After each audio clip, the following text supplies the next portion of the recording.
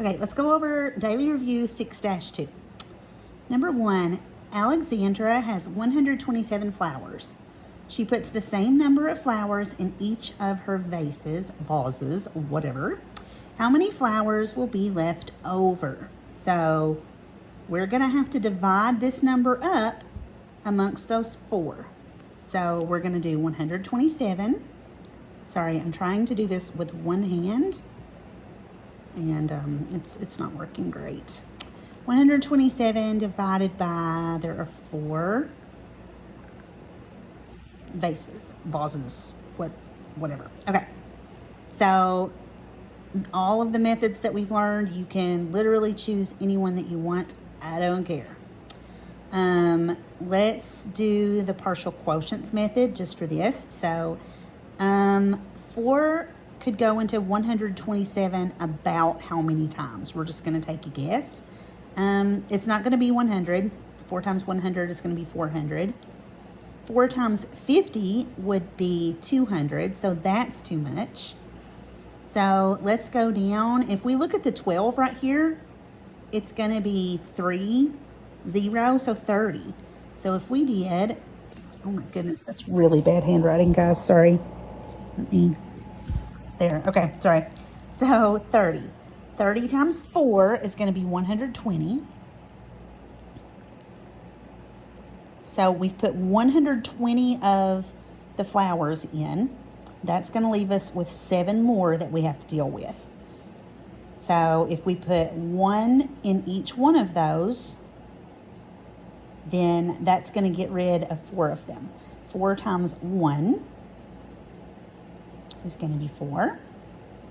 And when we subtract that, we're going to have 3 flowers left over. So there you go. All right, number 2, look at the model below. Which expression best describes the model? So let's take a look at this. We've got 100. This is 10, 20, 30, 40, 50, 60, 70. 1, 2, 3, 4, 5, 6, 7, 8. So it looks like we have 178 in each one of those, and we've got it 3 times. So if we look right here, 3 plus 178 is just silly. No. 3 times 178. That's definitely going to be the right one, but we always want to look at the other choices just to make sure. 3 times 100 times 70 times 8. No, that's going to be a crazy big number. And this is just like straight up ridiculous because it just has a comma. So yeah, we're not even going to look at that one. That one's going to be B. Okay, number 3. Keith planted 15 rows of carrots. Each row had 35 carrot plants. How many carrots did Keith plant? If you wanted to draw out an array of this, that would be a good way to solve it, or you can just do the multiplication fact. It's going to be 15 times 35. So that's what you're doing right there. Number 4, Jackson wants to buy a pair of sneakers that cost $106. So far, he has saved $57.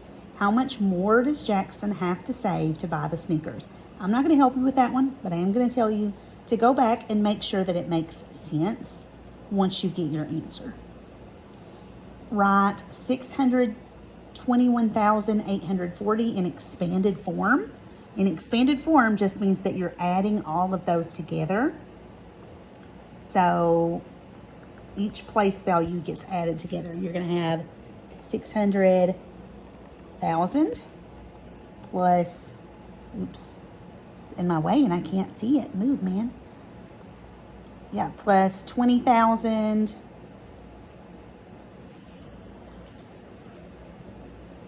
plus so on and so forth. That's going to be how you do that one. Write a number in which the value of the digit in the 10,000s place is 10 times as great as the value of the digit in the thousands place. We've done this a gajillion times. You may not have seen it written like this before. So in the very first topic, we talked about if you have a number in the thousands place that is the same thing as the number in the 10,000s place, it's 10 times as much. So, for example, if we did 44, oh my goodness, this handwriting's terrible and I'm sorry. 44,310. These two numbers, this number is 10 times as much as this one because they're the same. So 4,000 times 10.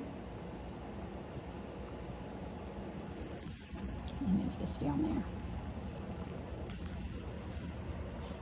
4,000 times 10 equals 40,000. That's all that that's trying to say right there. It has to be the same two numbers though. All right, how many eggs are in 12 dozen? A dozen has 12 in it. So if you had 12 12s, how much would it be? There are 13 items in a baker's dozen. If Natalie orders 9 baker's dozen of muffins, how many muffins did Natalie order? So this is the same question, except for we're doing 13 in a baker's dozen and there's 9 of those. So I'll let you take the rest of that.